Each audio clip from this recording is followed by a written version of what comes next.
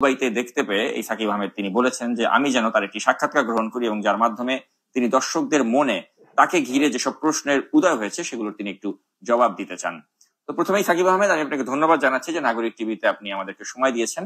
তো প্রথমেই যে প্রশ্নটা করতে চাই, যেটা আমার অনেক দর্শকের মনেই যে প্রশ্ন, যে অনেকেই জানে যে হারুনের সাথে একসময় আপনার বেশ একটা বন্ধুত্বপূর্ণ সম্পর্ক ছিল, যেটাকে আমরা বলতে পারি একটা এল্ডারলি ব্রাদার বা একটা ইয়াঙ্গার ব্রাদারের মধ্যে যে সম্পর্ক, সেই ধরনের একটা সম্পর্ক ছিল। আপনাকে সে ছোট ভাইয়ের মতোই দেখতো। তো সেই ছোট ভাই বা সেই বন্ধু হিসেবে যাকে সে ট্রিট করতো, হঠাৎ করে তার সাথে এই সম্পর্কটা শত্রুতে কিভাবে রূপান্তরিত হলো, এটা যদি একটু সংক্ষেপে আপনি বলেন। শুরুতে আমি ধন্যবাদ দিতে চাই আপনাকে আমাদের এখানে আসার জন্য দুবাইতে, এবং নাগরিক টিভিকেও আমি সেই সাথে ধন্যবাদ দিতে চাই। নাগরিক টিভির সকল দর্শককেও আমি ধন্যবাদ দিতে চাই। আমি আসলে আপনার কন্টেন্টটা সবসময় দেখি, বা আগেও দেখেছি, আপনার ভিডিওগুলোও দেখি। ভিডিওতে আপনি অনেক সময় অনেক কিছু তুলে ধরেছেন দেশের দুঃসময়ে, যখন আজ আপনার বিভিন্ন দেশের পরিস্থিতি নিয়ে আপনি কথা বলেছেন, তার প্রশংসা অবশ্যই করতে হয়। শুরুতেই আমি বলতে চাই, সাবেক ডিবি প্রধান হারুন সাহেবের যে বিষয়টা নিয়ে আপনি কথা বলছেন, বিষয়টা আসলে সম্পূর্ণই তার সাথে আমার একটা ভালো সম্পর্ক ছিল, এটা অস্বীকার করার কোনো উপায় নেই। কিন্তু তার সাথে আমার যে শত্রুতার শুরুটা, তার সাথে আসলে আমার কোনো শত্রুতা নেই। তার সাথে আমার কোনো ব্যক্তিগত শত্রুতা বা আক্রোশ আছে বলে আমি মনে করি না। আচ্ছা, তার সাথে আমার যে, আমি একটু সংক্ষেপে বলতে চাই যেহেতু আমাদের সময় কম। তার সাথে আমার যে প্রথম সম্পর্কের একটা যে শুরুটা কিন্তু একটা অনাকাঙ্ক্ষিত ঘটনা দিয়ে। সেটা হয়তো আপনি আগের একটা ভিডিওতে আমি নাগরিক টিভিতে বলেছি যে ভিপি নূরকে কেন্দ্র করে একটা ঘটনা, সেটা আপনি আমার থেকে শুনে বলেছেন। জি, ভিডিওটা ব্যাপক ভাইরাল হয়েছিল ওই সময়, ওটা পেপার পত্রিকাতে এসেছিল। তো বিষয়টা হলো, এটা একটা অ্যাক্সিডেন্টলি কাকতালীয় ভাবে তার সাথে আমার একটা পরিচয় হয়। তার সাথে আমার কোনো আত্মীয়তা বা এরকম কিছুই না। অনেকের ভুল ধারণা আছে, আমি আপনার কমেন্টসেও দেখেছি, অনেকে বলে যে আমি তার আত্মীয় বা এরকম, আসলে কিছু না। ভুলটা ভাঙানোর জন্য বললাম। দ্বিতীয়ত হলো, তার সাথে আমার একটা ভালো সম্পর্ক ছিল, এটা অস্বীকার করার কোনো উপায় নেই। কিন্তু সম্প্রতি সময়, আজ থেকে প্রায় 9 মাস আগে, ওনার সাথে আমার যে দ্বন্দ্বটা, মানে উনি যে আমাকে একটা ভুল বুঝা দিয়ে শুরু করলো, মানে ওনার প্রতি যে আমার আক্রমণ, মানে আমার প্রতি যে ওনার যে আক্রমণ, সেটার যে শুরুটা আসলে হয়েছে, ওনার সাথে আমার সম্পর্কটা ভালোই ছিল। সেটা হঠাৎ করে একদিন উনি আমাকে ফোন দেয় একটা বিষয় নিয়ে। বিষয়টা হলো ওনার ভাইয়ের হলুদকে ঘিরে, ওনার ভাইয়ের বিয়েকে ঘিরে। তো ফোন দিয়ে ওনার সাথে তখন আমার খুব ভালো সম্পর্ক। আমি এর পরের দিন দুবাই আসবো, যেহেতু আমার দুবাইতে গাড়ির বিজনেস, পার্টসের বিজনেস, আপনি নিজেও দেখেছেন। তো সেখান থেকে উনি যখন আমাকে ফোন দিল, আমার পরের দিন দুবাইয়ের ফ্লাইট। তো আমি বললাম যে ভাই, আমি তো চলে যাচ্ছি কালকে দুবাই, তো আপনার জন্য কিছু আনতে হবে কিনা। উনি আমাকে ডিরেক্ট বললেন, এই আনতে হবে মানে? আমি বললাম, ভাই কি হয়েছে? বলছে, এই তুমি কালকে বিয়েতে কাকে ফোন দিছো? বলছি, ভাই আমি তো কাউকে ফোন দিইনি। হ্যাঁ, তুমি একজনকে, মানে বিষয়টা হয়েছে কি, উনি একজনকে দাওয়াত দিয়েছিল ওনার বিয়ের অনুষ্ঠানে, হলুদে দাওয়াত দিছিল, বিয়েতে দাওয়াত দেয়নি। আমি নামটা বলতে চাচ্ছি না, উনিও অনেক আলোচিত, নামটা বলতে চাচ্ছি না। হলুদে উনি দাওয়াত দিছিল, বিয়েতে দেয়নি। উনি যে বিয়েতে দাওয়াত দেয়নি সেটা আমি জানি না। যাকে হলুদে দাওয়াত দিছে সাধারণত সে বিয়েতে আসবে। তো আমি সেই হিসাবে তাকে জিজ্ঞেস করি, ভাই কি ব্যাপার, আপনাকে হলুদে দেখলাম বিয়েতে দেখলাম না। That's it. তো উনাকে এই জিনিসটা নিয়ে যে বলছে, সে হয়তো ভুল বুঝেছে, বা এমন ভাবে ঠেস মেরে বলেছে যে ভাই সাকিব, তো আপনি আমার বিয়েতে দাওয়াত দিলেন না, সাকিব তো ঠিকই আমাকে জিজ্ঞেস করছে, আমি তো লজ্জা পেয়েছি। হতে পারে, এটা আমার একটা মনের একটা ইয়ে। এখান থেকেই শুরু। এরপরে উনি আমাকে আস্তে আস্তে, ওনার সাথে আমার কন্টাক্ট অফ হয়ে গেল। প্রায় মাসখানিক কোনো যোগাযোগ নেই ওনার সাথে আমার। পরবর্তীতে হঠাৎ করে একদিন, তখন 8:30টার মতো বাজে আনুমানিক রাত, আমি অফিসে বসে আছি, আমার বনানী অফিসে। তখন হঠাৎ করে দেখি উনি ডিবির 3 জন লোক আসলো। লোক এসে বললো, আপনাকে যেতে হবে। এইটা কিন্তু, এই যে আমাকে যে উনি মিথ্যা একটা কেলেঙ্কারি দিল, এর আগের ঘটনা বলছে। আপনাকে যেতে হবে ডিবি অফিসে। আমি বললাম কেন? পরে বললো যে আপনার সাথে স্যার একটু কথা বলে। আমি, স্যার তো আমাকে ফোন দিলেই পারতো, স্যার এমন তো না স্যার আমাকে চেনে না বা তার কাছে আমার নাম্বার নেই। উনি বললো, না আপনাকে যেতে হবে ডিবি অফিসে। চলেন। বললো যে না আপনি, আমি বলছি আমি আমার গাড়ি নিয়ে যাব। ঠিক আছে চলেন, আমরা যাবো আপনার সাথে। ঠিক আছে উঠেন। 3 জন উঠলো, ডিবির অফিসার, পিছনে একটা সাদা মাইক্রো আমার সাথে গেল। তো যাওয়ার পরে উনি আমাকে ওই সময় বললো যে, ওই সময় অফিসাররা ছিল অনেক ডিবির রুমে। তো পরে উনি, ওদিন তো রাত 8:30, উনি আমাকে সারা রাত রাখলো ডিবি অফিসে। পরের দিন সকালে উনি আমাকে ডেকে জিজ্ঞেস করলো যে একজন সাবেক এমপি, ওনার কাছ থেকে উনারই ভাতিজা হয়তো আমার কথা বলে টাকা নিছে বা নেয়নি, সেটা আমি জানি না, পরে এটা প্রমাণ হয়েছে। তার নামটা কি বলা যাবে? তার নামটা আমি বলতে চাই। এমপির নাম জি, মানে যার ভাতিজাকে কেন্দ্র করে এটা, বা এমপির নাম ভাতিজার নামটি যদি বলেন। ভাতিজার নাম হলো রিয়াদ। আচ্ছা। তো তার সাথে তার একটা কোন একটা বিষয় নিয়ে লেনদেন হয়েছে। তো হারুন সাহেবের সাথে এটা নিয়ে কথা হয়েছে। কথা পায় সেখানে সে নিজে স্বীকার করছে যে না, সাকিব টাকা নেয়নি, সাকিব জানেও না এই বিষয়ে কিছু। কিন্তু দেখলাম তার মানে আমার প্রতি যে ক্রোশ, রাগ, সেটা খুবই হিংস্রভাবে প্রকাশ পাচ্ছিল। তো সেদিন আমি বুঝলাম নিশ্চয়ই এখানে তার কেউ কান ভারী করছে। তো পরবর্তীতে তার সাথে সে আমাকে এটা নিয়ে খুব প্রেশারাইজড করলো। তো কোনোভাবে উনি প্রমাণ করতে পারলো না যে টাকাটা আমি নিচ্ছি, কারণ সে সাথে তার যে ভাতিজা, সে সাথে টাকাটা এনে দিল, টাকাটা এনে দিল সেই সময়। এখন সে বলছে যে আমি নেইনি, হয়তো নেয়নি। এখন হারুন সাহেবের চাপে পড়ে হয়তো সে স্বীকার করতে পারবে, কারণ তার মানে আক্রমণ মনাত্মক অনেকটা ভাব ছিল। সত্যি মনে হচ্ছিল যে আমাদেরকে ডাকাত ধরছে, এরকম ডিবি ধরছে, এরকম মনে হয়। তো পরবর্তীতে যাই হোক, সে সাথে সাথে টাকাটা এনে দিল। পরবর্তীতে সে আমাকে ছেড়ে দেয়, যেহেতু টাকা দিয়ে দিছে ওই ছেলেটা। এখানেই ঘটনা শেষে। এর হঠাৎ করে 20-25 দিন পরে আমাকে হঠাৎ করে ফোন দিল একজন এডিসি মতিঝিল ডিভিশনের। উনি ফোন দিয়ে বললো আপনাকে একটু ডিবি অফিসে আসতে হবে, স্যার ডাকছে আপনাকে। বলছি ভাই আবার কি করছি? আমাকে ফোন দিয়ে বলছে তুমি কোথায়? আমি গুলশানে। বলতেছে গুলশানে? তো তুমি তখন বাজে রাত 9:30। আমি বাসায় যাচ্ছিলাম। পরে বলতেছে যে তুমি একটু ডিবি অফিসে আসো। পরে আমি ডিবি অফিসে গেলাম। ভাই যাওয়ার পরে আমি ওনার চেঞ্জ দেখলাম। উনি যাওয়ার সাথে আমার ফোন গুলা নিয়ে আমাকে হারুন নিজে আপনার ফোন? না, হারুন না, এডিসি। হারুন তো আমার সাথে তখনও দেখা করেনি। আচ্ছা। এডিসি আমার ফোন গুলা নিয়ে নিল, নিয়ে বললো যে ফোন রাখো। তখন একটু আমি বুঝলাম যে বিহেভিয়ার চেঞ্জ, কারণ সেই এডিসি আমার পরিচিত ছিল। যেহেতু আমার পুলিশে অনেকের সাথে, আমি যেহেতু ব্যবসা করি, ব্যবসা করতে গেলে পুলিশের সাথে অনেকের সাথে আমার সখ্যতা আছে। সেই হিসাবে তার সাথে আমার একটা ভালো সম্পর্ক ছিল, এবং হারুন সাহেবের সাথে পরিচয় হওয়ার আগে থেকেই তার সাথে আমার সম্পর্ক ছিল। তো সে আমার ফোনটা নিয়ে নিল। তখন আমি বুঝলাম যে আসলে তারও কিছু করার নেই, তার চাকরির কারণে চাকরির পিঠ বাঁচাতে করতে হয়েছে। তো যাই হোক, পরবর্তীতে বললো যে হারুন স্যার খেলতেছে, খেলা শেষে তোমাকে ডাকবে। খেলা বলতে যে ব্যাডমিন্টন খেলে, রাইট। তো পরবর্তীতে উনি আমাকে বলতেছিল যে একটা মেয়ের ছবি দেখাইলো, মেয়েটাকে আপনারা সবাই চিনেন, নীলা। ওই ছবি দেখায় বলতেছে এই মহিলাকে চিনো? বলছি না ভাই, দেখিনি। এখন ওনার সাথে, ওই মহিলার সাথে আমার একদিন কাকতালীয় ভাবে একটা ইয়েতে, আপনার হোটেলের নিচে দেখা হয়েছে, নিচে রাস্তায়, আমি গাড়িতে ছিলাম, অডিওটা ব্যাপক ভাইরাল হয়েছিল।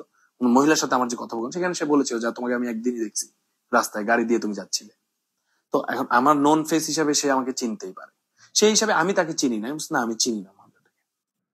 পরবর্তীতে আমাকে বলতেছে এই মহিলা তো বলছে তোমার নামে যে তুমি নাকি ওই এই মহিলার থেকে মেয়ে নাও। মেয়ে নিয়ে আমি কি করি? সাপ্লাই দাও বিভিন্ন জায়গায়। তা আমি বললাম সাপ্লাই দিই মানে? আমি কেন সাপ্লাই দিব? আপনি ওই মহিলার ফোনটা চেক করে দেখেন, মহিলার ফোনে আমার নাম্বার আছে কিনা, বা আমার ফোনটা তো এখন আপনার কাছে, আপনি চেক করে দেখেন আমার নাম্বারটা, তার নাম্বারটা আমার ফোনে আছে কিনা। তো বলে এগুলা হারুন স্যার বুঝবে। তো আমাকে একটা ভিডিও দেখালো, ভিডিওতে মহিলা জবানবন্দি দিল। আপনি ভিডিওটা তো ছেড়েছেন সামাজিক যোগাযোগ মাধ্যমে। তো সেখানে তো মহিলা বলছে যে এই সেম ভিডিওটাই, যে আমার থেকে চৈতি এবং সাকিব মেয়ে নিত, এই সেই। আমি খুব অবাক হই তখন। আমি বলি যে ঠিক আছে, অসুবিধা নেই, মহিলাকে আনেন আমার সামনে। তো বললো না, এটা হারুন স্যারই বুঝবে। পরবর্তী এর 5 মিনিটের মধ্যে হারুন সাহেবের রুমে আমাকে নিয়ে যাওয়া হয়। নিয়ে যে ওই মহিলা তখন ছিল না, আমাকে এর মধ্যে এডিসি বলে তুমি যাই কিন্তু পা ধরে মাফ চেয়ে স্যার। আমি বলছি কি, কেন মাফ চেয়ে? আমি করছি কি? ওর অপরাধটা কি হয়েছে? বলছে আমি বলছি যদি আপনারা বলছেন আমি মেয়ে সাপ্লাই দিছি, ওই মহিলার থেকে মেয়ে নিচ্ছি, মেয়ে নেওয়া কি অপরাধ নাকি কোনো মহিলার থেকে? মাফ চাবো কি কারণে? আমি কি অন্যায় করছি? বলছে না, তুমি ওই মহিলার কি জানি হারুন সাহেবের নাম বেচো বিভিন্ন জায়গায় মহিলাকে দিয়ে। আমি বলছি ভাই শুনেন, হারুন সাহেবের যে আমার সাথে যে পরিচয়টা বা সম্পর্কটা, এটা ওপেন সিক্রেট, সবাই জানে, তো লুকানোর কিছু নেই। ঢাকা শহরের সবাই জানে, গুলশান বনানীর সবাই জানে তার সাথে আমার একটা খুব ভালো সম্পর্ক ছিল। তো এখন কি আপনি মনে করেন না যে ওটা একটা ভুল সিদ্ধান্ত ছিল? তার অবশ্যই ভুল সিদ্ধান্ত ছিল। আমি এখন রিগ্রেট করি, তার মতো একজন জঘন্য মানুষের সাথে আমার পরিচয় হয়েছিল। আপনি একটা জিনিস দেখেন, তার আশপাশে যতগুলা মানুষ ছিল, আপনার সাথে অনেকের সাথে তার পরিচয় আছে, তার আশপাশের মানুষদের সাথে।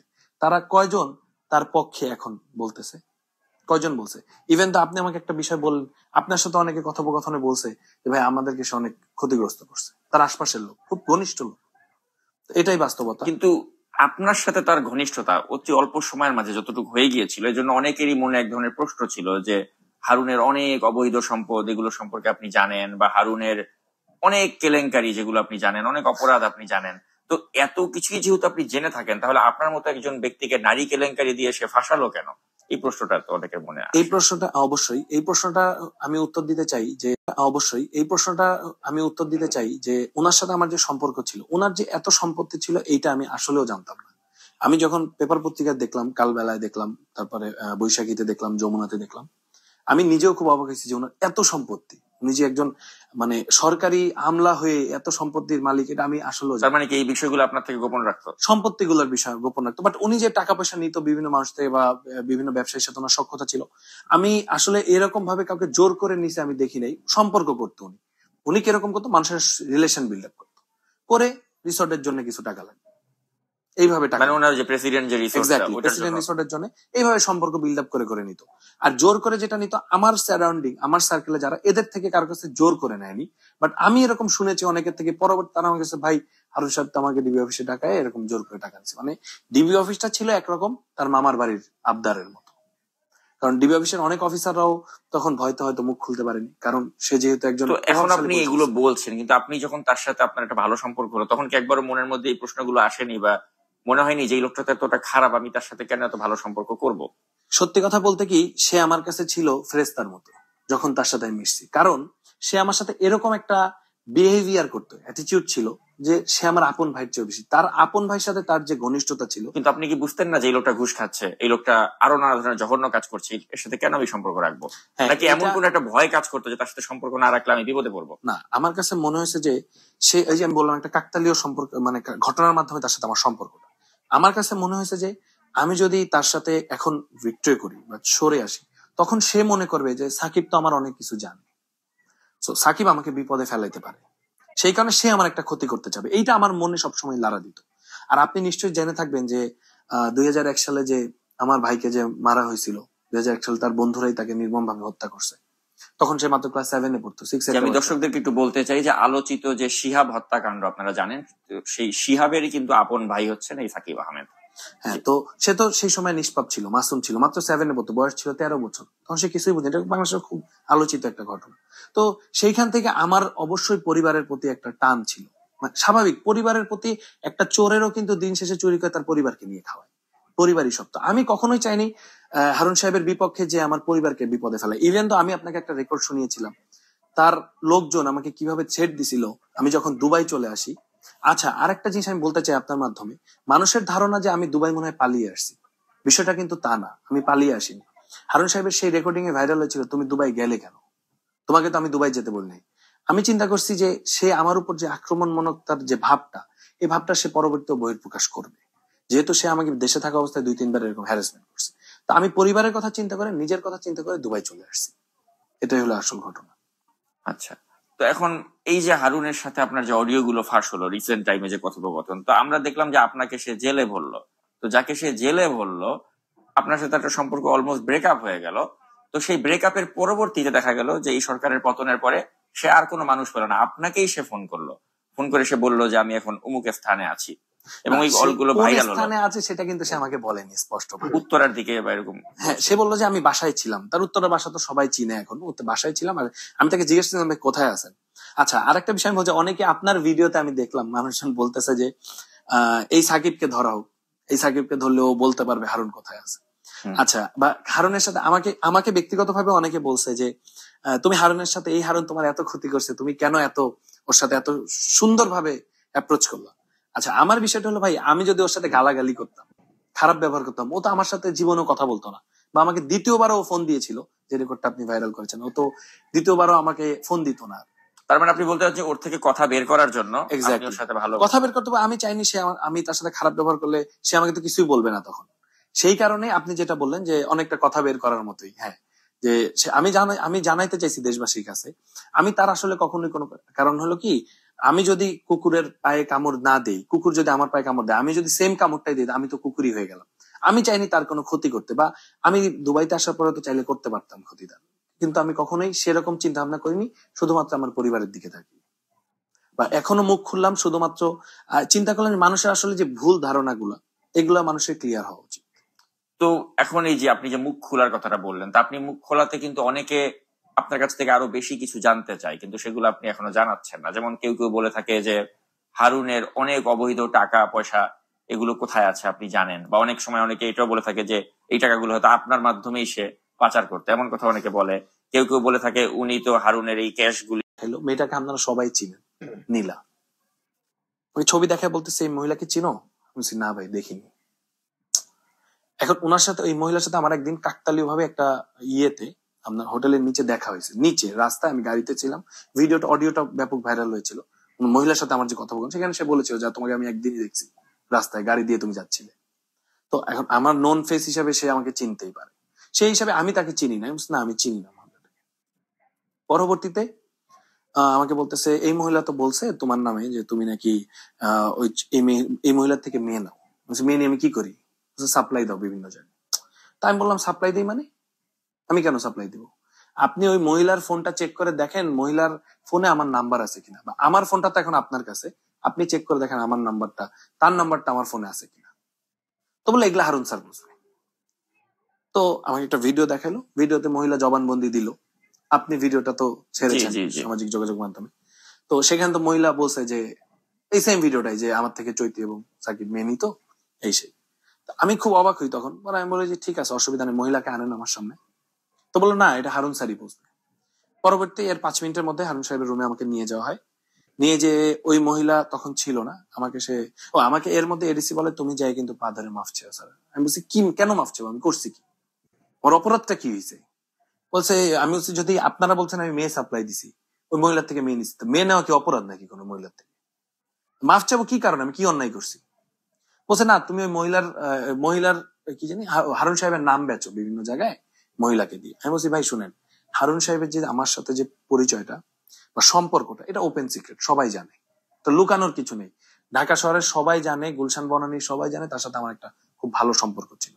তো এখন কি আপনি মনে করেন না যে ওটা একটা ভুল সিদ্ধান্ত ছিল? তার অবশ্যই ভুল সিদ্ধান্ত ছিল। আমি এখন রিগ্রেট করি তার মতো একজন জঘন্য মানুষের সাথে আমার পরিচয় হয়েছিল। আপনি একটা জিনিস দেখেন, তার আশপাশে যতগুলা মানুষ ছিল, আপনার সাথে অনেকের সাথে তার পরিচয় আছে, তার আশপাশের মানুষদের সাথে। তারা কয়জন তার পক্ষে এখন বলতেছে? কয়জন বলছে? ইভেন তো আপনি আমাকে একটা বিষয় বললেন, আপনার সাথে অনেকে কথোপকথনে বলছে যে ভাই আমাদেরকে সে অনেক ক্ষতিগ্রস্ত করছে, তার আশপাশের লোক, খুব ঘনিষ্ঠ লোক। এটাই বাস্তবতা। কিন্তু আপনার সাথে তার ঘনিষ্ঠতা অতি অল্প সময়ের মাঝে যতটুকু হয়ে গিয়েছিল, এই জন্য অনেকেরই মনে এক ধরনের প্রশ্ন ছিল যে হারুনের অনেক অবৈধ সম্পদ এগুলো সম্পর্কে আপনি জানেন, বা হারুনের অনেক কেলেঙ্কারি যেগুলো আপনি জানেন, অনেক অপরাধ আপনি জানেন। তো এত কিছুই যেহেতু আপনি জেনে থাকেন, তাহলে আপনার মতো একজন ব্যক্তিকে নারী কেলেঙ্কারি দিয়ে সে ফাঁসালো কেন? এই প্রশ্নটা তো অনেকের মনে আসে। এই প্রশ্নটা আমি উত্তর দিতে চাই যে ওনার সাথে আমার যে সম্পর্ক ছিল, ওনার যে এত সম্পত্তি ছিল এইটা আমি আসলেও জানতাম না। আমি যখন পেপার পত্রিকায় দেখলাম, কালবেলায় দেখলাম, তারপরে বৈশাখীতে দেখলাম, যমুনাতে দেখলাম, আমি নিজেও খুব অবাক হয়েছি যে ওনার এত সম্পত্তি, উনি যে একজন মানে সরকারি আমলা হয়ে এত সম্পত্তির মালিক, এটা আমি আসলে তার মানে কি এই বিষয়গুলো আপনার থেকে গোপন রাখতো? সম্পত্তিগুলোর বিষয় গোপন রাখতো, বাট উনি যে টাকা পয়সা নিত বিভিন্ন মানুষ থেকে বা বিভিন্ন ব্যবসায়ীর সাথে ওনার সখ্যতা ছিল, আমি আসলে এরকম ভাবে কাউকে জোর করে নিছে আমি দেখি নাই। সম্পর্ক করতো উনি। উনি কিরকম করতো, মানুষের রিলেশন বিল্ড আপ করতো, করে রিসোর্টের জন্য কিছু টাকা লাগবে এইভাবে টাকা, মানে ওনার যে প্রেসিডেন্ট যে রিসোর্টের জন্য এইভাবে সম্পর্ক বিল্ড আপ করে নিত। আর জোর করে যেটা নিত আমার সারাউন্ডিং, আমার সার্কেলে যারা, এদের থেকে কারোর কাছে জোর করে নেয়নি। বাট আমি এরকম শুনেছি অনেকের থেকে, পরবর্তী তারা আমার কাছে ভাই হারুন সাহেব তো আমাকে ডিবি অফিসে টাকায় এরকম জোর করে টাকা নিচ্ছে। মানে ডিবি অফিসটা ছিল একরকম তার মামার বাড়ির আবদারের মতো, কারণ ডিবি অফিসের অনেক অফিসাররাও তখন ভয়তে হয়তো মুখ খুলতে পারেনি, কারণ সে যেহেতু একজন। এখন আপনি এগুলো বলছেন, কিন্তু আপনি যখন তার সাথে আপনার একটা ভালো সম্পর্ক হলো, তখন কি একবারও মনের মধ্যে এই প্রশ্নগুলো আসেনি, বা মনে হয়নি যে এই লোকটা তো এতটা খারাপ, আমি তার সাথে কেন এত ভালো সম্পর্ক করব? সত্যি কথা বলতে কি, সে আমার কাছে ছিল ফেরেশতার মতো যখন তার সাথে আমি মিশছি, কারণ সে আমার সাথে এরকম একটা বিহেভিয়ার করতো, অ্যাটিটিউড ছিল যে সে আমার আপন ভাইয়ের চেয়ে বেশি। তার আপন ভাইয়ের সাথে তার যে ঘনিষ্ঠতা ছিল। কিন্তু আপনি কি বুঝতেন না যে এই লোকটা ঘুষ খাচ্ছে, এই লোকটা আরো নানা ধরনের জঘন্য কাজ করছে, এর সাথে কেন আমি সম্পর্ক রাখবো? নাকি এমন কোন একটা ভয় কাজ করতো যে তার সাথে সম্পর্ক না রাখলে আমি বিপদে পড়বো? না, আমার কাছে মনে হয়েছে যে সে, এই যে আমি বললাম একটা কাকতালীয় সম্পর্ক, মানে ঘটনার মাধ্যমে তার সাথে আমার সম্পর্কটা, আমার কাছে মনে হয়েছে যে আমি যদি তার সাথে এখন ভিক্টরি করি বা সরে আসি, তখন সে মনে করবে যে সাকিব তো আমার অনেক কিছু জানে, তো সাকিব আমাকে বিপদে ফেলাইতে পারে, সেই কারণে সে আমার একটা ক্ষতি করতে চাবে। এইটা আমার মনে সবসময় লাড়া দিত। আর আপনি নিশ্চয়ই জেনে থাকবেন যে 2001 সালে যে আমার ভাইকে যে মারা হয়েছিল, 2001 সালে তার বন্ধুরাই তাকে নির্মম ভাবে হত্যা করছে। তখন সে মাত্র ক্লাস 7-এ পড়তো, 6 আমি দর্শকদেরকে একটু বলতে চাই যে আলোচিত যে শিহাব হত্যাকাণ্ড আপনারা জানেন, সেই শিহাবেরই কিন্তু আপন ভাই হচ্ছেন এই সাকিব আহমেদ। হ্যাঁ, তো সে তো সেই সময় নিষ্পাপ ছিল, মাসুম ছিল, মাত্র 7-এ পড়তো, বয়স ছিল 13 বছর, তখন সে কিছুই বুঝে। এটা বাংলাদেশের খুব আলোচিত একটা ঘটনা। তো সেইখান থেকে আমার অবশ্যই সময় নিষ্পাপ ছিল, মাসুম ছিল, মাত্র 7-এ পড়তো, বয়স ছিল 13 বছর, তখন সে কিছুই বুঝে। এটা বাংলাদেশের খুব আলোচিত একটা ঘটনা। তো সেইখান থেকে আমার অবশ্যই পরিবারের প্রতি একটা টান ছিল। স্বাভাবিক, পরিবারের প্রতি একটা চোরেরও কিন্তু দিন শেষে চুরি করে তার পরিবারকে নিয়ে খাওয়ায়, পরিবারই সব। তো আমি কখনোই চাইনি হারুন সাহেবের বিপক্ষে যে আমার পরিবারকে বিপদে ফেলা। ইভেন তো আমি আপনাকে একটা রেকর্ড শুনিয়েছিলাম, তার লোকজন আমাকে কিভাবে ছেড় দিছিল আমি যখন দুবাই চলে আসি। আচ্ছা, আরেকটা জিনিস আমি বলতে চাই আপনার মাধ্যমে, মানুষের ধারণা যে আমি দুবাই মনে হয় পালিয়ে আসছি, বিষয়টা কিন্তু তা না, আমি পালিয়ে আসিনি। হারুন সাহেবের সেই রেকর্ডিং এ ভাইরাল হয়েছিল, তুমি দুবাই গেলে কেন, তোমাকে তো আমি দুবাই যেতে বলি নাই। আমি চিন্তা করছি যে সে আমার উপর যে আক্রমণমূলক তার যে ভাবটা, এই ভাবটা সে পরবর্তীতে বহিঃপ্রকাশ করবে, যেহেতু সে আমাকে দেশে থাকা অবস্থায় 2-3 বার এরকম হ্যারাসমেন্ট করছে। তো আমি পরিবারের কথা চিন্তা করে, নিজের কথা চিন্তা করে দুবাই চলে আসছি। এটাই হলো আসল ঘটনা। আচ্ছা, তো এখন এই যে হারুনের সাথে আপনার যে অডিও গুলো ফাঁস হলো রিসেন্ট টাইমে, যে কথোপকথন, তো আমরা দেখলাম যে আপনাকে সে জেলে ভরলো। তো যাকে সে জেলে ভরলো, আপনার সাথে একটা সম্পর্ক অলমোস্ট ব্রেকআপ হয়ে গেল। তো সেই ব্রেকআপের পরবর্তীতে দেখা গেল যে এই সরকারের পতনের পরে সে আর কোনো মানুষ পেল না, আপনাকেই সে ফোন করলো। ফোন করে সে বললো যে আমি এখন অমুক স্থানে আছি, এবং ওই কলগুলো ভাইরাল হলো। স্থানে আছে সেটা কিন্তু সে আমাকে বলেনি স্পষ্ট ভাবে, উত্তরার দিকে বা এরকম। হ্যাঁ, সে বললো যে আমি বাসায় ছিলাম। তার উত্তরের বাসা তো সবাই চিনে এখন, ও তো বাসায় ছিলাম। আর আমি তাকে জিজ্ঞেস করলাম কোথায় আছেন। আচ্ছা, আরেকটা বিষয় আমি বলছি, অনেকে আপনার ভিডিওতে আমি দেখলাম মানুষজন বলতেছে যে এই সাকিবকে ধরা হোক, এই সাকিবকে ধরলে ও বলতে পারবে হারুন কোথায় আছে। আচ্ছা, বা হারুনের সাথে আমাকে আমাকে ব্যক্তিগতভাবে অনেকে বলছে যে তুমি হারুনের সাথে, এই হারুন তোমার এত ক্ষতি করছে, তুমি কেন এত ওর সাথে এত সুন্দরভাবে অ্যাপ্রোচ করলা। আচ্ছা, আমার বিষয়টা হলো ভাই, আমি যদি ওর সাথে গালাগালি করতাম, খারাপ ব্যবহার করতাম, ও তো আমার সাথে জীবনেও কথা বলতো না। বা আমাকে দ্বিতীয়বারও ফোন দিয়েছিল, যে রেকর্ডটা আপনি ভাইরাল করেছেন, ও তো দ্বিতীয়বারও আমাকে ফোন দিত না। তার মানে আপনি বলতে চাচ্ছেন ওর থেকে কথা বের করার জন্য ওর সাথে ভালো কথা বের করতে, আমি চাইনি সে আমি তার সাথে খারাপ ব্যবহার করলে সে আমাকে তো কিছুই বলবে না তখন। সেই কারণে আপনি যেটা বললেন যে অনেকটা কথা বের করার মতোই, হ্যাঁ, যে আমি জানাইতে চাইছি দেশবাসীর কাছে, আমি তার আসলে কখনোই কোনো কারণ হলো কি, আমি যদি কুকুরের পায়ে কামড় না দেই, কুকুর যদি আমার পায়ে কামড় দেয়, আমি যদি সেম কামড়টাই দিই, আমি তো কুকুরই হয়ে গেলাম। আমি চাইনি তার কোনো ক্ষতি করতে, বা আমি দুবাইতে আসার পরে তো চাইলে করতে পারতাম ক্ষতিটা, কিন্তু আমি কখনোই সেরকম চিন্তা ভাবনা করিনি। শুধুমাত্র আমার পরিবারের দিকে থাকি, বা এখনো মুখ খুললাম শুধুমাত্র চিন্তা করলেন মানুষের আসলে যে ভুল ধারণাগুলো, এগুলা মানুষের ক্লিয়ার হওয়া উচিত।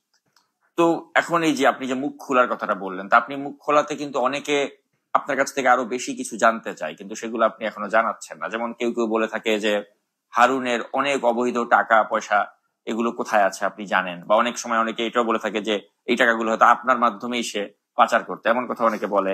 কেউ কেউ বলে থাকে উনি তো হারুনের এই ক্যাশ গুলি বা ক্যাশ ডিলিংস গুলো ওনার মাধ্যমেই ডিলিংস হতো, উনি এগুলোতে ইনভলভ থাকতো, এ ধরনের কথা অনেকে বলে থাকে। তো আজকে সুযোগ এসেছে, আপনি এই বিষয়টাতে একটু যদি পরিষ্কার করেন যে আসলেই কি হারুনের অর্থবিত্ত বা এগুলো আপনার মাধ্যমে এগুলো কিন্তু মানে ডিলিংস হতো কিনা। আমি একটু স্পষ্ট ভাবে বলতে চাই, সেটা হলো আমি কিন্তু কোন রাস্তার ছেলে না, আমি একদম ফকিন্নি ঘর থেকে উঠে আসিনি, হ্যাঁ, বা আমার 14 গোষ্ঠী পরিবারে বা অতীতে আমার এরকম কোন আমরা ছিনতাই করি, হ্যাঁ, আমার বাবা মুদির দোকানদার, এরকম না। আমার বাবা একজন প্রতিষ্ঠিত ব্যবসায়ী ছিল, একজন শিল্পপতি ছিল। তো সেই ক্ষেত্রে হারুনের টাকা পয়সা ডিলিংস করতে হবে, আল্লাহর রহমতে এই দিন আমার আসে। কিন্তু এখানে একটা কথা থেকে যায়, হারুনের সাথে আমার যে সম্পর্কটা ছিল, যে সখ্যতা ছিল, সেখান থেকে অনেক মানুষ, যেমন হারুন জায়গায় ব্যস্ত, এখন আমাকে বললো তুমি টাকাটা রিসিভ করো লেকশরে। আমি নিজে কোনোদিন ওর কোনো টাকা রিসিভ করিনি, কারণ হারুন কখনো কাউকে বিশ্বাস করতো না। এটা তার একটা বড়, সে নিজেই অল ইন ওয়ান, সবকিছু সে নিজেই কন্ট্রোলে রাখতে চেত এবং সে নিজেই হ্যান্ডেল করতো সবকিছু। তো আমি হয়তো হ্যাঁ বলতাম, ভাই আমার ড্রাইভারকে পাঠিয়ে দিচ্ছি বা গাড়ি পাঠিয়ে দিচ্ছি, আপনি বলেন দিতে, আপনি পরে রাত্রে নিয়ে নিয়ে, যেহেতু উনি লেকশরে আড্ডা দেয় রাত্রেবেলা, এটা ওপেন সিক্রেট। আপনি এটা বুঝতেন না যে এটা তো একটা অবৈধ টাকা? সেটা আমাকে এটা বলতো না যেটা অবৈধ টাকা। আপনি তো বুঝতেন যেটা? হ্যাঁ, আমি বুঝতাম অবশ্যই, কারণ একজন 10 লাখ 15 লাখ 20 লাখ 50 লাখ 1 কোটি টাকা দিচ্ছে, কেন দিচ্ছে নিশ্চয়ই। তো আপনি যখন বুঝতে পারছিলেন তখন আপনি মানে এটা আপনি বুঝতে পারলেন না যে এই ধরনের একটা খারাপ লোক বা ঘুষখোর লোকের সাথে আমার থাকা উচিত না? ভাই আমি একটা কথা বলতে চাই, ঘুষখোর অবৈধ লোকের সাথে থাকা উচিত না। আওয়ামী লীগের শাসন আমলে যেসব লোক অত্যন্ত পাওয়ারফুল ছিল, তার মধ্যে এই হারুনুর রশিদ একজন। বাংলাদেশ পুলিশের সেকেন্ড পাওয়ারফুল ম্যান বলতে তাকেই বোঝানো হয়তো, এবং সে কিন্তু ধরাকে কখনো সরাজ্ঞান করতো না, ঠিক নাকি? তো যদি এটা ঠিক হয়ে থাকে তো তার মতো একজন ব্যক্তির সাথে সবাই সম্পর্ক রাখতে যেত, মেনটেন করতো। বা কিন্তু এরকম কি কোনো নজির আছে? কোন লোক বলতে পারবে যে আমি কাউকে তার নাম ভাঙায় ধরে আনছি বা তার নাম ভাঙায় টাকা নিছি? যদি কেউ প্রমাণ দিতে পারে যে সাকিব হারুনুর রশিদের নাম ভাঙায় ধরে আনছি বা তার নাম ভাঙায় টাকা নিছি, যদি কেউ প্রমাণ দিতে পারে যে সাকিব হারুনুর রশিদের নাম ভাঙায় আমার থেকে টাকা নিছে, আমাকে হয়রানি করছে, আমাকে ডিবি অফিসে ডাকছে, হারুনের ভয় দেখাইছে, সে যদি প্রমাণ দিতে পারে, প্রমাণ মুখে তো অনেকেই আসলে কি আমাদের কোনো একটা মানুষের সম্পর্কে অপবাদ দিতে বা বদনাম করতে বা সমালোচনা করতে আসলে কোনো যোগ্যতার প্রয়োজন হয় না, মুখ দিয়ে বললেই তো হয়ে যায়। বাট প্রমাণ যদি দিতে চায়, আমি 100% গ্যারান্টি দিয়ে বলতে পারবো, আপনার এই ভিডিওর মাধ্যমে আমি দর্শকদের বলতে চাই, কেউ প্রমাণ দিতে পারবে না। যদি দিতে পারে বা আমার যে বাংলাদেশে আমার ব্যাংক অ্যাকাউন্ট ছিল, আমার কোম্পানি ব্যাংক অ্যাকাউন্ট, কোন অস্বাভাবিক লেনদেন যদি দেখাইতে পারে, বা আমি কারো থেকে বললামই তো, যদি কারো থেকে এরকম ভাবে টাকা নিয়ে থাকে, যদি কেউ প্রমাণ দিতে পারে, সে যা বলবে আমি তাই করবো। আমি অন্যায়কে, আমি হারুনের মতো লোককে ফেস করে আসছি বাংলাদেশে, হ্যাঁ, আমাকে ও একবার জেল খাটাইছে। তো অতএব আমি এইগুলা ভয় পাই না যে জেল খাটবো বা আমি অন্যায় করলে আমার শাস্তি হবে না, অবশ্যই আমার শাস্তি হওয়া দরকার, কারণ অন্যায় আইনের ঊর্ধ্বে কেউ না, অন্যায় করে কেউ পার পায়নি, এটা তো তার প্রমাণ হয়ে। আপনি বলতে চাচ্ছেন যে ওর সাথে সম্পর্কটাকে কেন্দ্র করে আপনি কোনো অপরাধমূলক কাজ বা পাওয়ার, হ্যাঁ, আমি পাওয়ার ইউটিলাইজ করেছি কিভাবে? আমি ব্যবসা করতাম, আমার গুলশান তেজগাঁ লিংক রোডে শোরুম ছিল, তখন সে তেজগাঁর ডিসি ছিল।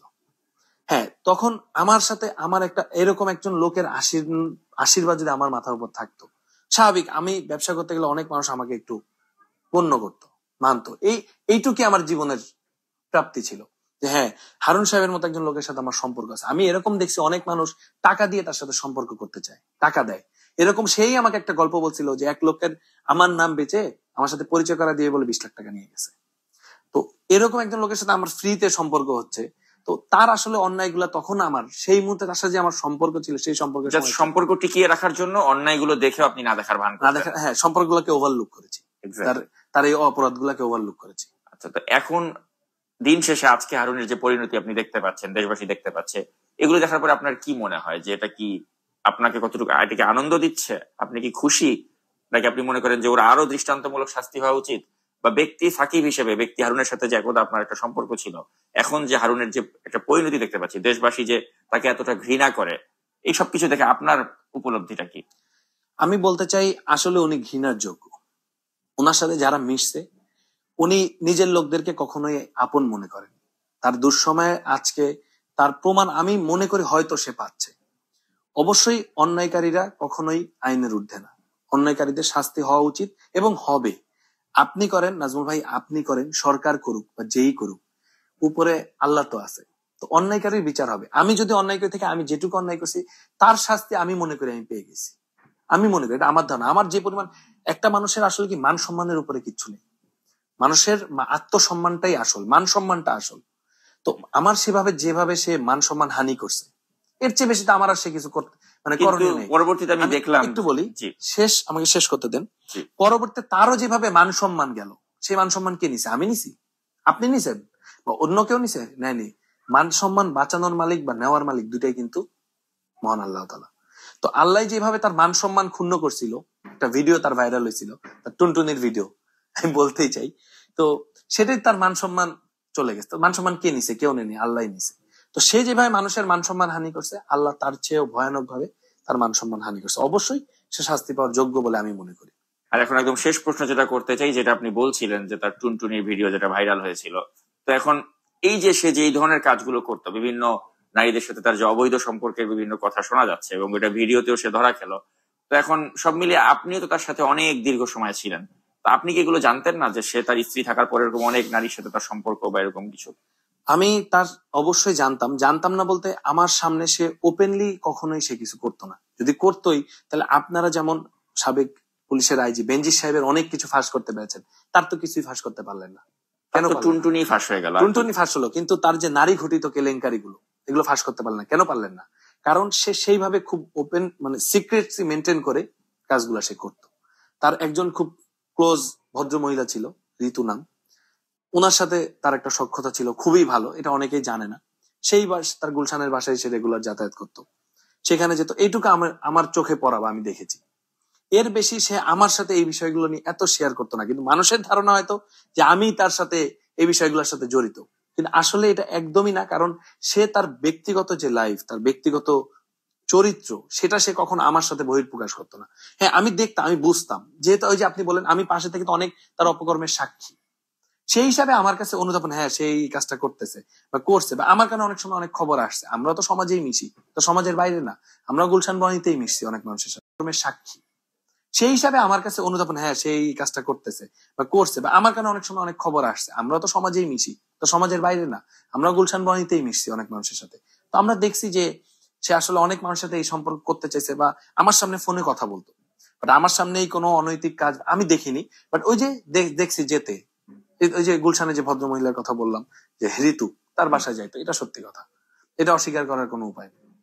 এবং এই ঋতুর বাসাতেই অনেক মডেল আসতো, অনেকে হ্যাঁ, আসতো। এটা হয়তো আসতো, কারণ আমি ফোনে শুনতাম যতটুকু, যে এই আমি বাসার ঠিকানা পাঠাচ্ছি আসো। ওই পারে কার সাথে এটুকু বুঝতাম যে কোনো মেয়ে, বাট কার সাথে আর যেত বা কি করতে, এগুলো আমি কখনো আসলে এত গভীরে আমি তার সাথে যাইনি। তার সাথে আমার যতটুকু সম্পর্ক ছিল, সম্পর্কটা ওপেনলি ছিল এবং খুব ভালো সম্পর্ক ছিল। এত গভীরলি সে আমাকে নিয়ে যায়, কারণ ওই যে আমি প্রথমেই বলছিলাম, সে আসলে কাউকে বিশ্বাস করে না। কারণ তাহলে যদি বিশ্বাসই করতো, তাহলে এখন আমি যদি তার অডিও ফাঁস করতে পারি, তাহলে তার অনেক ভিডিও আমার কাছে থাকতো, তাই না? অনেক ভিডিও থাকতো, অনেক প্রমাণ থাকতো, তাহলে সেগুলো তো আমি প্রমাণ করতে পারলাম না, কেন পারলাম না, বা দিতে পারলাম না, ফাঁস করতে পারলাম না কেন? কারণ সে কাউকে বিশ্বাস করতো না। সেটুক গ্যাপ সে মানুষের সাথে মেনটেন করে সম্পর্কগুলোকে সে মানে টিকিয়ে রাখতো। আর আপনি ওই যে বিশাল নামে কারো সম্পর্কে হয়তো কিছু একটা বলতে চাচ্ছেন। বিশাল নামে বলতে চাচ্ছিলাম হলো কি, এই আমার হারুনের সাথে যে সম্পর্কের অবনতি, এর 50% অবদান আছে বিশালের, আর 30% অবদান আমি দিব যে ওই যে মহিলাটার কথা বললাম আমি, যে হারুনের বিয়েকে কেন্দ্র করে। বিশালের সাথে মানে আপনার ইস্যুটা কি জানতে চাচ্ছি, কারণ নাগরিক টিভিতে আমরা ইতিমধ্যে বিশালকে নিয়ে একটা হ্যাঁ, প্রতিবেদন বিশালকে আপনি এক্সপোজ করেছেন অলরেডি। বিশালের সাথে, বিশালের বাবা হলো আওয়ামী লীগ এর কোতোয়ালি থানা আওয়ামী লীগের সভাপতি শাহাবুদ্দিন জনি, তার ছেলে হলো এই মোহাম্মদ বিশাল। সেও অনেক অপকর্ম করে বেড়ায়। এখন ভাই আসলে কি, পুরুষ মানুষের চরিত্রটা এরকম, ধরা খাওয়ার আগ পর্যন্ত সবাই সাধু, ধরা খাওয়ার পরেই পুরুষ মানুষের চরিত্র ততক্ষণই সুরক্ষিত থাকে যতক্ষণ সে ধরা না খায়। আপনি যেমন তার কিছু কুকীর্তির বিষয়গুলো এক্সপোজ করেছেন, তার কিন্তু তারও বহুত কুকীর্তি আছে। তার প্রথম বউ চলে গেছে তার এই নারী ঘটিত কারণে। তো এইসব বিষয়টা আসলে কি, সে হারুন সাহেবের কান ভারী করতো। হ্যাঁ, কারণ হলো আমার মাধ্যমে বিশালের সাথে হারুন সাহেবের পরিচয়, তার সাথে তার লেনদেন হইতো, একটা সম্পর্ক হলো। সে একটা ডিশের ব্যবসা করতো পুরান ঢাকায়, ডিশের ব্যবসাটা চালাইতো। সেই ব্যবসাটাকে সে কবজায় নেওয়ার জন্য হারুন সাহেবের ক্ষমতাটাকে, হারুন সাহেবের পাওয়ারটাকে ইউটিলাইজ করলো। আমার সম্পর্কে আমি চ্যালেঞ্জ দিয়ে বলতে পারি, কেউ বলতে পারবে না হারুন সাহেবের পাওয়ার ইউটিলাইজ করে আমি আমার নিজের কোনো ফায়দা লুটেছি, নিজের কোনো ব্যবসা লুটেছি। আমি চ্যালেঞ্জ দিয়ে বলতে পারি, চ্যালেঞ্জ, কেউ বলতে পারবে না আমি আমার কোনো ব্যবসায় তার প্রভাব খাটিয়ে সেই ব্যবসাটাকে হাসিল করেছি, বা কোনো পদ আমি হাসিল করেছি। আর আমি একটা কথা স্পষ্ট হয়ে বলতে চাই নাজমুল ভাই, আমি বা আমার পরিবার, আমরা কেউ রাজনীতির সাথে জড়িত না, রাজনৈতিক পরিবারও আমরা না। অতএব যারা এখন মনে করেন যে এই সাকিব আওয়ামী লীগের পৃষ্ঠপোষকতায় ছিল, ভাই ব্যবসা করতে গেলে অনেক মানুষের সাথে সম্পর্ক হয়েছে। আজকে একটা দল 17 বছর ক্ষমতায়, আমার বয়স যদি আমি ধরি 30 বছর, এখন আর তারা ক্ষমতায় নেই, তারা ক্ষমতাচ্যুত হয়েছে। ছিল, ক্ষমতায় ছিল 30 বছর, আমার বয়স যদি আমি ধরি 30, 17 বছর তারা ক্ষমতায় ছিল। আমি বোঝার পরের থেকে তাদেরকে এই ক্ষমতায় 15.5 বছর, 15.5 বছর। তো যাই হোক, তো আমি বোঝার পর থেকে, আপনার কথাই যদি ধরি 15.5 বছর, তাহলে আমার বয়স, তারা যখন ক্ষমতা আসে 15.5 বছর আমার বয়স, তখন যদি আমি 30 বছর আমার বয়স ধরি, তাহলে আমি আমি একটু অল্প বয়সে ব্যবসা শুরু করি, 18-19 বছর বয়সে। তা আমি বুঝে উঠতে উঠতে দেখি আওয়ামী লীগ ক্ষমতা, আর তো তখন কোনো দল থাকলেও তাদের কোনো ভূমিকা ওইভাবে ছিল না, তো আমরা কাদেরকে চিনবো? তো তাদের এইসব লোকদের সাথে আমার সখ্যতা হয়েছে, ব্যবসা করতে যাওয়ার সম্পর্ক হয়েছে, এটুকুই। কিন্তু ব্যক্তিগতভাবে তার সাথে আমার কোনো সম্পর্ক, বা আমি তার নাম ভাঙিয়ে কোনো জায়গায় কোনো পাওয়ার কোনো ইউটিলাইজ করে আমি নিজের স্বার্থ হাসিল করেছি, আমি বললাম, চ্যালেঞ্জ করে বলতে পারি, কেউ বলতে পারবে না। তো সাকিব আহমেদ, এতক্ষণ আমাদের সময় দেওয়ার জন্য আপনাকে অসংখ্য আপনাকে অনেক ধন্যবাদ।